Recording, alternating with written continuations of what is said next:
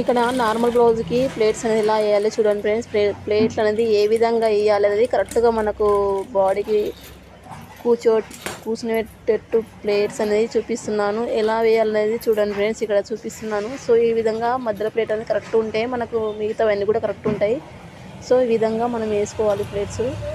So మన normal cutting cross cutting blouse ఉంటుంది కదా ముందల ప్లాటు, దాని ప్రకారంగా ఇక్కడ వేస్తున్నాను.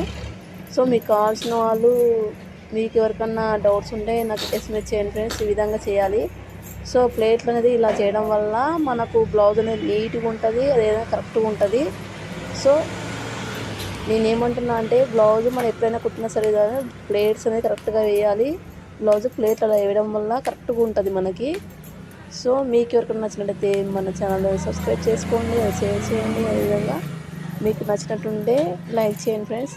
సో ప్లేట్ అనేది చూపిస్తున్నాను కదా, ఒక పార్ట్ అయిపోయింది, నెక్స్ట్ పార్ట్ అనేది కూడా చూపిస్తున్నాను చూడండి ఏ విధంగా వేయాలనేది. సో ఇలాగా ప్లేట్స్ అనేది వేయాలి మన బ్లౌజ్కి. ఇలా వేయడం వల్ల మనకు కరెక్ట్ కూర్చుంటుంది బ్లౌజ్ అనేది.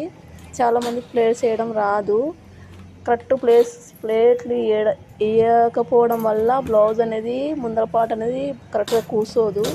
సో అందుకే చెప్తున్నాను, ప్లేట్ అనేది కరెక్ట్గా వేయాలి ముందల పాటు. అలా వేయడం వల్ల మనకు కరెక్ట్గా ఉంటుంది.